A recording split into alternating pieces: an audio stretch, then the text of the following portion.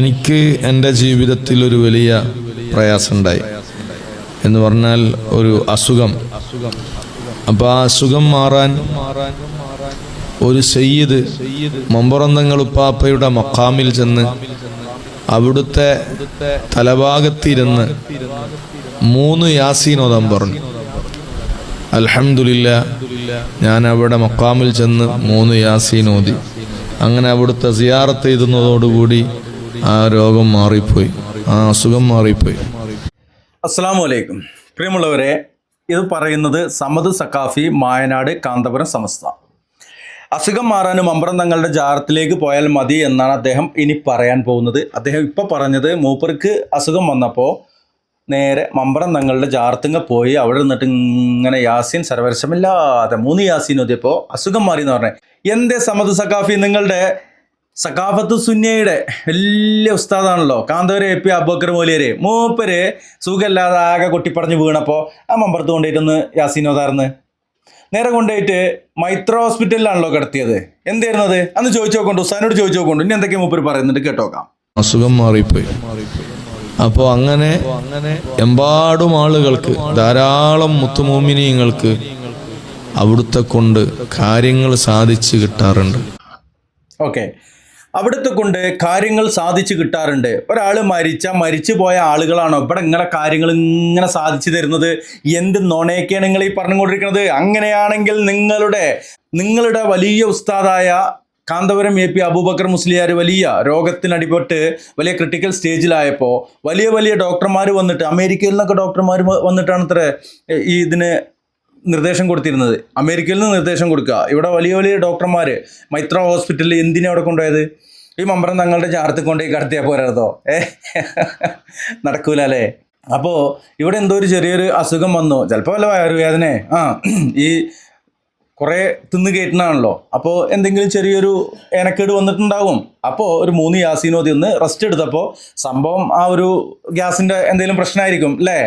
അങ്ങനെ ഞങ്ങൾക്ക് ഉണ്ടായി എന്നും പറഞ്ഞിട്ട് ഈ ആളുകളെ കൊണ്ടൊക്കെ അവിടേക്ക് എത്തിക്കാൻ എന്തിനു വേണ്ടിയിട്ടെന്ന് പറയും? ഈ മയ്യത്ത് വ്യാപാരം, മയ്യത്ത് വ്യവസായം, ഖബറ് വ്യവസായം, ജാറ വ്യവസായം ഇവിടെ നിലനിന്നാലുള്ളൂ ഇവർക്ക് തലേക്കെട്ടന്മാർക്ക് ജീവിച്ചു പോകാൻ പറ്റുള്ളൂ എന്നുള്ളതിൻ്റെ ഒരു ഉദാഹരണമാണ് ഈ പറയുന്നതും നമ്മൾ കണ്ടതൊക്കെ. ഇൻഷാ അല്ലാഹ് രോഗം തരുന്നത് ആരാണ്? അള്ളാഹു ആണ്. അത് ശിഫ നൽകുന്നത് ആരാണ്? അള്ളാഹു ആണ്. അപ്പം ഇജ്ജ് ഡോക്ടറെ അടുത്ത് പോകണില്ലേ എന്ന് ചോദിക്കും. ഡോക്ടറെ അടുത്ത് പോകണം. ഡോക്ടറെ അടുത്ത് പോകാൻ പറഞ്ഞിരിക്കണ ആരാണ്? അപ്പോൾ ഡോക്ടർ എന്നുള്ള വാക്കൊന്നുമല്ല, രോഗം വന്നാൽ ചികിത്സിക്കാൻ പറഞ്ഞിരിക്കുന്നത് അള്ളാഹുവിൻ്റെ ഹബീബ് നമ്മെ പഠിപ്പിച്ചിട്ടുണ്ട്. അള്ളാഹ് അറിയിച്ച അനുസരിച്ചല്ലേ ജാറത്ത് പോകാനാണ് പറഞ്ഞത്. റസൂലുള്ളാഹി സ്വല്ലല്ലാഹു അലൈഹി വസല്ലമയുടെ കാലത്ത് അസുഖം വന്നപ്പോൾ ഏത് ജാറത്തേക്ക് ആളുകളെ വിട്ടിയെന്ന് ഒന്ന് പറഞ്ഞ സാമതേ, ഒരു ചക്കാപ്പിയായിട്ട് നടക്കണ്ടല്ലോ അല്ലേ? ഈ ആളുകളെ പറ്റിക്കാനായിട്ട്. രോഗം വന്നു കഴിഞ്ഞാൽ ചികിത്സിക്കണം. രോഗം ശിഫയാക്കുന്നത് അള്ളാഹു ആണ്. രോഗം ശിഫയാവുക എന്നുള്ളത് നമ്മൾ കുറച്ച് കാരണങ്ങളുണ്ട്. രോഗം എന്നുള്ള ആ ഒരു കാര്യത്തിന്, രോഗം മാറുക എന്നുള്ള കാര്യത്തിന് നമ്മൾ മരുന്ന് കഴിക്കുക. ഏതൊരു രോഗം ഉണ്ടോ ആ രോഗത്തിനുള്ള മരുന്നൊക്കെ ഉണ്ട് എന്നുള്ളത് അള്ളാൻ്റെ ഹബീബ് പഠിപ്പിച്ചിട്ടുണ്ട്. പിന്നെ എന്തിനാ നിങ്ങൾ ഈ ജാറത്തിങ്ങ പോയിട്ട് മയ്യത്തിനോട് തീർന്നത്? മയ്യത്താ ഡോക്ടർ? ഇപ്പോൾ നിങ്ങളൊക്കെ ഡോക്ടർ മയ്യത്താ? എന്നിട്ട് എൻ്റെ ചങ്ങായിമാരെ നിങ്ങൾ കാന്തപുരത്തിനെ കൊണ്ടുപോയിട്ട് ആ ജാറത്തിൽ കിടത്തായിരുന്നു. നിങ്ങൾ നേരെ മൈത്രയിൽ കൊണ്ടുപോയിട്ട് ICUലാണല്ലോ കിടത്തിയത്. ഇൻഷാ അല്ലാഹ് രോഗം തരുന്നവൻ അള്ളാഹുവാണ്, രോഗം ശിഫയാക്കുന്നവനും അള്ളാഹുവാണ്. മരുന്ന് അത് നമ്മൾ കഴിക്കുക എന്നൊരു കാര്യമുണ്ട്. ഡോക്ടറെ കാണുക, അത് വൈദ്യനാണെങ്കിലും ഡോക്ടറാണെങ്കിലും ഇതൊന്നുമല്ല, രോഗത്തിന് ചികിത്സ അറിയുന്ന ഒരാൾ അയാളെയും കാണാം. ഇപ്പോൾ ചില പാമ്പ് കടിച്ചു കഴിഞ്ഞാൽ അയാൾക്ക് സർട്ടിഫിക്കറ്റ് ഒന്നും ഉണ്ടാവില്ല. ഒരു വിഷഹാരിയാണെന്നുണ്ടെങ്കിൽ അദ്ദേഹത്തെയാണ് പോകേണ്ടത്. പാമ്പ് കടി രോഗമാണെന്നൊന്നും ചോദിക്കണ്ട. പാമ്പ് കടിച്ചിട്ട് അതിന് മതിയായ ചികിത്സ നമ്മൾ സ്വീകരിച്ചിട്ടില്ലെങ്കിൽ മരിച്ചു പോകും, വിഷം കയറിയിട്ട് മരിച്ചു പോകും. അപ്പോൾ അള്ള ഉദ്ദേശിച്ച് കുടിച്ച മരുന്ന് കുടിച്ചാലും മരിക്കും, അത് മറ്റൊരു കാര്യം. പാമ്പ് കടിച്ച ഒരു മനുഷ്യനെ കൊണ്ടുപോയിട്ട് ജാറത്തിൽ കൊണ്ടുപോയിട്ട് പാപ്പാ അതിനെന്ത് നിങ്ങൾ നന്നാക്കി കാണി നേരായി കാണി എന്ന് പറഞ്ഞാൽ എന്ത് പാപ്പ? അത് മരിച്ചിട്ട് ബലം വെക്കുന്നല്ലാതെ പിന്നെ പോസ്റ്റ്മോർട്ടം ചെയ്തിട്ട് കുഴിച്ചിടാനേ പറ്റുള്ളൂ. അത്രേ ഉള്ളൂ. അപ്പം ഇൻഷാ അല്ലാഹ് രോഗം വന്നു കഴിഞ്ഞാൽ ഒരു ജാറത്തേക്കും നിങ്ങൾ പോണ്ട. ആ രോഗത്തിന് മതിയായ ചികിത്സ എവിടെയാണോ ലഭിക്കുന്നത് അവിടെ പോകുക, അതിന് മരുന്ന് കഴിക്കുക, റബ്ബ് സുബ്ഹാനഹു വ തആലയോട് പ്രാർത്ഥിക്കുക. ഇതാണ് ആ ഒരു കാര്യത്തിൽ ചെയ്യാനുള്ള. ഇൻഷാ അല്ലാഹ് ഈ വീഡിയോ വൈൻഡപ്പ് ചെയ്യുന്ന ചെറിയൊരു വീഡിയോ ഇതിൻ്റെ ബാക്കിൽ ചേർക്കുന്നത് കാണുക, മനസ്സിലാക്കുക. അള്ളാഹു അനുഗ്രഹിക്കട്ടെ. അസ്സലാമു അലൈക്കും വറഹ്മത്തുള്ളാഹി വബറകാതുഹു.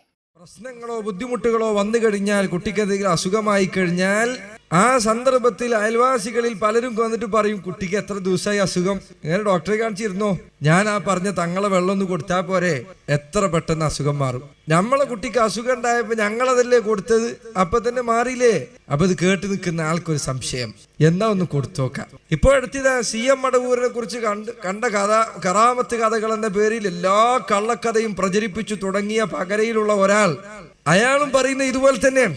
CM-നെ വിളിച്ചാൽ എല്ലാ കാര്യത്തിനും നിങ്ങൾക്ക് ഉത്തരം കിട്ടും, ഒന്ന് വിളിച്ചു നോക്കൂ, ഒരു തവണയെങ്കിലും വിളിച്ചു നോക്കൂ എന്നാണ് പറയുന്നത്. വിളിച്ചാൽ കിട്ടുമെന്നാണ്. എന്റെ സഹോദരങ്ങളെ, 2 കാര്യങ്ങൾ പ്രധാനമായി ഞാൻ പറയാം, നിങ്ങൾ നന്നായി ശ്രദ്ധിക്കണം. ഒന്നാമത്തെ കാര്യം, ഒരു മുസ്ലിമിനെ സംബന്ധിച്ചിടത്തോളം ഏതൊരു വഴി സ്വീകരിക്കണമെങ്കിലും, അവന്റെ കാര്യം സാധിക്കാൻ വേണ്ടി അവൻ ഏതൊരു മാർഗം സ്വീകരിക്കണമെങ്കിലും, എന്തെങ്കിലും ഒരു കാരണം അവൻ ജീവിതത്തിൽ കൊണ്ടുവരണമെങ്കിലും, ഏത് കാര്യമാകട്ടെ, അവൻ ശ്രദ്ധിക്കേണ്ട 3 നിബന്ധനകളുണ്ട്. ഒന്നാമത്തെ കാര്യം, അവൻ ഉദ്ദേശിക്കുന്ന കാര്യം നടപ്പിലാകണമോ, അത് നടപ്പിലാകാൻ വേണ്ടി അവൻ സ്വീകരിക്കുന്ന മാർഗം അത് ഭൗതികമായി ഉപകരിക്കുന്ന മാർഗമാണ് എന്നത് ആദ്യം സ്ഥിരപ്പെടണം. ഉദാഹരണത്തിന്, വിശപ്പ് മാറാനുള്ള വടിയാണ് ഭക്ഷണം കഴിക്കുക എന്നത്, ദാഹിച്ചാൽ ദാഹം മാറാനുള്ള വടിയാണ് വെള്ളം കുടിക്കുക എന്നത്. കുട്ടികളെ ലഭിക്കാനുള്ള ഭൗതികമായ മാർഗങ്ങളിൽ ഒന്നാണ് സ്ത്രീ പുരുഷന്മാർക്കിടയിൽ ലൈംഗിക ബന്ധമുണ്ടാകുക എന്നത്. എന്തൊരു കാര്യമാണോ നിന്റെ ലക്ഷ്യം, ആ ലക്ഷ്യം നടപ്പിലാക്കാൻ ഭൗതികമായി ഒരു മാർഗം നീ സ്വീകരിക്കണമെങ്കിൽ ആദ്യം അതുകൊണ്ട് പ്രയോജനമുണ്ടാകും എന്നത് ഭൗതികമായി സ്ഥിരപ്പെടണം. ഉദാഹരണത്തിന് ഒരാൾ പറയും, പനി വന്നാൽ പറയാം, കുറച്ച് മണ്ണെടുത്ത് തിന്നോക്ക്, പനി അങ്ങ് മാറിക്കോളും എന്ന് പറഞ്ഞാൽ നിങ്ങൾ ആരെങ്കിലും തിന്നോ? ഇല്ല. എന്തുകൊണ്ടാണ്? ഇന്ന് വരെ മണ്ണ് തിന്നത് കൊണ്ട് ഒരാൾക്ക് പനി മാറിയത് ആരും കേട്ടിട്ടില്ല. അതുകൊണ്ട് എന്തെങ്കിലും ഒരു പ്രയോജനം ഉണ്ടാകുമെന്ന് ഒരാളും പറയുന്നില്ല. നല്ല പനി പിടിച്ച് കിടക്കുമ്പോ ഒരാൾ പറയാൻ, 2 ചാട്ടം ചാടിക്കോ, വീട്ടിന് മേലൊന്ന് ചാടി നോക്ക്, അസുഖം അങ്ങ് മാറിക്കിട്ടുമെന്ന് പറയാൻ ആരും ചാടി നോക്കോ? ഇല്ല. അതുകൊണ്ടൊരു പ്രയോജനമില്ല, ഭൗതികമായി അത് ഒരു ഫലവും ചെയ്യുകയില്ല എന്ന് മനുഷ്യർക്ക് അള്ളാഹു നൽകിയ ബുദ്ധി കൊണ്ട് അവന് മനസ്സിലാക്കാൻ സാധിക്കും. രണ്ടാമത്തെ കാര്യം, ഇവൻ ഈ പ്രയോഗിക്കുന്ന കാര്യം അത് മതപരമായി അനുവദിക്കപ്പെട്ടതാണോ എന്നത് അവൻ പരിശോധിക്കണം. ഭൗതികമായി ഫലമുണ്ടാക്കുന്ന എല്ലാ കാര്യങ്ങളും മുസ്ലിമിനെ സംബന്ധിച്ചിടത്തോളം അനുവദനീയമായി കൊള്ളണമെന്നില്ല. പ്രയോജനം കിട്ടുമെന്നതുകൊണ്ട് മാത്രം ഒരു കാര്യം ചെയ്യാൻ മുസ്ലിമിന് അനുവാദമില്ല. ഉദാഹരണത്തിന്, ചിലപ്പോ ഈ സ്ത്രീകൾക്കോ മറ്റോ എന്തെങ്കിലും അസുഖം ബാധിച്ചാൽ, അതല്ലെങ്കിൽ സ്ത്രീകൾക്ക് ഗർഭകാലം ഉണ്ടായാൽ ചില ആളുകൾ പറയും, കുറച്ച് ബിയർ കുടിച്ചാൽ മതി, ഗർഭകാലത്ത് ബിയർ കുടിക്കുന്നത് വളരെ നല്ലതാണ്. അങ്ങനെ ബിയർ കുടിച്ച് ധാരാളം ആളുകൾക്ക് വലിയ ഉപകാരമുണ്ടായി എന്ന് പറയുന്നു വിചാരിക്കുക. അങ്ങനെ ഉപകാരം ഉണ്ടായി എന്ന് വിചാരിക്കുക. എന്നാൽ തന്നെയും ഒരു മുസ്ലിമിന് അത് പറ്റുകയില്ല. അതുകൊണ്ടാണ് റസൂലുള്ളാഹി സ്വല്ലല്ലാഹു അലൈഹി വസല്ലം പറഞ്ഞതായി വന്ന ചില ഹദീസുകളിൽ കാണാം, തദാവൂ യാ ഇബാദല്ലാഹ് വലാ തതദാവൂ ബിഹറാം. അള്ളാഹുവിന്റെ ദാസന്മാരെ, നിങ്ങൾ ചികിത്സിച്ചു കൊള്ളുക, പക്ഷെ ഹറാം കൊണ്ട് ചികിത്സിക്കാൻ പാടില്ല. അള്ളാഹു നിഷിദ്ധമാക്കിയ കാര്യം കൊണ്ട് ചികിത്സിക്കാൻ പാടില്ല. ഒരാൾ പറയാണ്, ഈ അസുഖത്തിന് പന്നി നെയ്യ് നല്ലതാണ് എന്ന് പറഞ്ഞാൽ ഒരു മുസ്ലിമിന് അത് സ്വീകരിക്കാൻ പറ്റുമോ? എന്റെ അസുഖം മാറിയിട്ടുണ്ട്, എന്റെ ആശുപത്രിയിൽ വന്ന ആളുകളുടെയും അസുഖം മാറിയിട്ടുണ്ട് എന്ന് ഡോക്ടർ തന്നെ പറയാണ്. പന്നി മാംസം കഴിക്കാൻ പറ്റുമോ? പാടില്ല. ഇസ്ലാമിൽ അത് പാടില്ല. ഒരാൾ പറയും, എനിക്ക് കുട്ടികളില്ല, എനിക്ക് കുട്ടികളെ എന്തൊരു ഇഷ്ടമാണ്, മക്കള് വേണം. അപ്പൊ ആളുകൾ ചിലപ്പോൾ നിനക്ക് ലിവിങ് ടുഗദർ ചെയ്തുകൂടെ? ഏതെങ്കിലും ഒരു സ്ത്രീയുമായി കുറച്ചു കാലം ജീവിച്ച് അങ്ങനെ കുട്ടിയായി കഴിപ്പില്ല പെണ്ണേണ്ട ഉപേക്ഷിച്ചാൽ മതിയല്ലോ. ഒരു മുസ്ലിമിന് അത് പറ്റുമോ? ഇല്ല, പറ്റില്ല. എന്തുകൊണ്ട് പറ്റില്ല? ഇസ്ലാമിൽ അത് അനുവദിക്കപ്പെട്ടിട്ടില്ല. നിന്റെ ലക്ഷ്യം നടപ്പിലാകും എന്ന് ഉറപ്പ് കിട്ടിയത് കൊണ്ട് മാത്രം ഒരു കാര്യം ചെയ്യാൻ ഇസ്ലാമിൽ അനുവാദമില്ല. മറിച്ച് ഒരു മുസ്ലിമിനെ സംബന്ധിച്ചിടത്തോളം ഒരു കാര്യം അനുവദിക്കപ്പെടണമെങ്കിൽ അത് അള്ളാഹു അനുവദിച്ചതായിരിക്കണം. മതപരമായ കാര്യങ്ങളിൽ വരെ അങ്ങനെയാണ്. വിശുദ്ധ ഖുർആനിൽ നോക്കൂ നിങ്ങൾ, എത്ര ആയത്തുകളിലാണ് അള്ളാഹു പറഞ്ഞത് നിങ്ങൾ സകാത്ത് കൊടുക്കണം. എത്ര തവണയാണ് നമ്മൾ ജനിച്ചതിന് ശേഷം ഈ കൽപ്പന വായിക്കുന്നത്? സകാത്ത് കൊടുക്കണം. ഒരാൾ പറയാം, എന്റെ കയ്യിൽ പണമൊന്നുമില്ല, എന്നാലും അള്ളാഹു സകാത്ത് കൊടുക്കാൻ പറഞ്ഞില്ലേ? എങ്ങനെങ്കിലും പോയി ആൾക്കാരുടെ പൈസ മോഷ്ടിച്ചിട്ടാണെങ്കിലും സകാത്ത് കൊടുക്കണം എന്ന് ഒരാൾ പറഞ്ഞാൽ ശരിയാകുമോ? അത് പാടില്ല. സകാത്ത് കൊടുക്കണമെങ്കിൽ നീ ഹലാലായ രൂപത്തിൽ സമ്പാദിച്ച സമ്പത്തായിരിക്കണം. സകാത്തിന് വേണ്ടി നിനക്ക് മോഷ്ടിക്കാൻ പറ്റുമോ? പാടില്ല. നിന്റെ അയൽവാസി അതാ വലിയ വീടുണ്ടാക്കിയിരിക്കുന്നു, 2 നില വലിയ കെട്ടിടം ഉണ്ടാക്കി വെച്ചിരിക്കുന്നു. എന്താണ് അവൻ ഈ പണമെല്ലാം കിട്ടാനുള്ള കാരണം? ബാങ്കിൽ വലിയ മാനേജറാണ്, പലിശ ബാങ്കിന്റെ മാനേജറായി അവൻ ജോലി നോക്കുന്നുണ്ട്. അപ്പൊ നിന്റെ ഭാര്യ വരെ കണ്ടില്ലേ മനുഷ്യ, അയാൾ എന്ത് വലിയ വീടാണ്ടാക്കി വെച്ചിരിക്കുന്നത്, നിങ്ങൾ ഇപ്പോഴും തന്നെ ഇരിക്കുക, എന്തെങ്കിലും ജോലി പോയി നിനക്ക് പലിശ ആണെങ്കിൽ പലിശ എന്ന് പറഞ്ഞാൽ ഏതെങ്കിലും ഒരു മുസ്ലിം, അള്ളാഹനെ പേടിക്കുന്ന ഒരാൾ അത് പോയി ചെയ്യുമോ? ഇല്ല. പണം കിട്ടിയാലും വേണ്ടില്ല, ഞാൻ ഒരിക്കലും പലിശ വാങ്ങിക്കൂല, പലിശയുമായി ഞാൻ ഇടപെടുകയില്ല എന്നാണ് ഒരു മുസ്ലിം പറയാ. ഒന്നാമത്തെ കാര്യം ഇതിന് ഭൗതികമായ ഉപകാരമുണ്ട് എന്നത് സ്ഥിരപ്പെടണം. പോരാ, രണ്ടാമത്തെ കാര്യം ഫലം കിട്ടിയത് കൊണ്ട് മാത്രം കാര്യമില്ല, മതപരമായി അള്ളാഹു അനുവദിച്ച മാർഗങ്ങൾ മാത്രമേ ഉപയോഗിക്കാൻ പാടുള്ളൂ. ഉദാഹരണത്തിന് ആൾക്കാർ ഉറുക്ക് കെട്ടും, ഏലസ് കെട്ടും. ഉറുക്കും ഏലസും കെട്ടി എല്ലാ രോഗം മാറി എന്ന് വിചാരിക്കാം, എന്നാലും അത് ഉപയോഗിക്കാൻ പാടില്ല.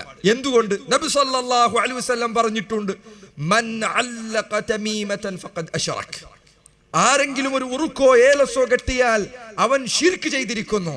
വ്യഭിചാരത്തെക്കാളും പലിശയെക്കാളും വലിയ തിന്മയാണ് ശിർക്ക് എന്നാൽ. നിന്റെ എല്ലാ അസുഖം മാറി എന്ന് വിചാരിക്കാം, അതിനു പകരമായി ഉറുക്ക് കെട്ടാനാണ് നിന്നോട് ഒരാൾ പറയുന്നത് എങ്കിൽ അസുഖമൊക്കെ അവിടെ നിന്നോട്ടെ, ഉറുക്ക് വേണ്ടെന്നാ പറയണ്ടേ. അള്ളാഹുവിന്റെ റസൂൽ സല്ലല്ലാഹു അലൈഹി വസല്ലം ഒരു രോഗിയെ സന്ദർശിക്കാൻ ചെന്നു, കയ്യിലതാ ഒരു ഉറുക്ക് കെട്ടിയിരിക്കുന്നു. അവിടുന്ന് ചോദിച്ചു, നീ എന്തിനാണ് ഇത് കെട്ടിയിരിക്കുന്നത്? അയാൾ പറഞ്ഞു, നബിയെ മിനൽ വാഹിന, എനിക്ക് അസുഖമുണ്ട്, മാറാൻ വേണ്ടി കെട്ടിയതാണ്. അള്ളാഹുവിന്റെ റസൂൽ പറഞ്ഞു, ഇൻസിഅഹാ. ദർസിൽ പഠിക്കുന്ന മുസ്ലിയാക്കന്മാരെ അർത്ഥം വെക്കി. എന്താ ഇൻസിഅഹാ എന്ന് പറഞ്ഞാൽ?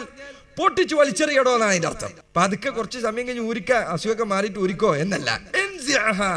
പൊട്ടിച്ചു വലിച്ചെറിയൂ. നീ ഉറുക്കും ഏലസും നിന്റെ ശരീരത്തിൽ ധരിച്ചാൽ നിനക്കത് അസുഖം വർദ്ധിപ്പിക്കുകയല്ലാതെ ചെയ്യുകയില്ല. അല്ലേ? നബി പഠിപ്പിച്ച അങ്ങനെ സല്ലല്ലാഹു അലൈഹി വസല്ലം. അസുഖം മാറുന്നുണ്ടോ, അസുഖത്തിന് കുറവുണ്ടോ എന്നല്ല ചോദിച്ചത്, ഇസ്ലാമിൽ പാടില്ല. അപ്പോൾ സഹോദരങ്ങളെ, ഒന്നാമത്തെ കാര്യം ഭൗതികമായി അത് സ്ഥിരപ്പെടണം, രണ്ടാമത് മതപരമായി അനുവദിക്കപ്പെടണം. ഉപകാരം കിട്ടിയതുകൊണ്ട് മാത്രമല്ല ചെയ്യാൻ പാടില്ല. നിന്റെ അസുഖം മാറാൻ വേണ്ടി നീ ജാറത്തിൽ പോയി വല്ല ഉറുക്ക് കെട്ടി ഏലസ് കെട്ടി അവിടുത്തെ വെള്ളം കുടിച്ചു, 2 ദിവസത്തിനുള്ളിൽ നീ അങ്ങ് മരിച്ചാലോ? എന്താ നിനക്ക് അതുകൊണ്ട് ഫലം ഉണ്ടായിരുന്നു? നിന്റെ പരലോകം മുഴുവൻ നശിച്ചുപോയി. മരിച്ചതിന് ശേഷം ചങ്ങാതിമാരെ ഒരു ജീവിതം ബാക്കിയുണ്ട്. ആ ജീവിതത്തിൽ രക്ഷപ്പെടാൻ വേണ്ടിയാണ് നമ്മൾ ഈ ദുനിയാവിൽ അള്ളാഹു നമ്മെ അയച്ചിരിക്കുന്നത്. ഇവിടെ അസുഖമില്ലാതെ ജീവിക്കാൻ വേണ്ടിയല്ല. ഇവിടെ അസുഖം വരും, അസുഖം വന്നാൽ ഡോക്ടറെ അടുത്ത് പോയി ചികിത്സിക്കുന്നതൊക്കെ ചെയ്യണം. പക്ഷെ ഇവിടെ അള്ളാഹു നമുക്ക് ഈ പറഞ്ഞ പരീക്ഷണങ്ങളെല്ലാം നിശ്ചയിച്ചിരിക്കുന്നത് പരലോകത്തിനു വേണ്ടിയാണ്. ആ ബോധ്യവും തിരിച്ചറിവും നമുക്കുണ്ടായിരിക്കണം.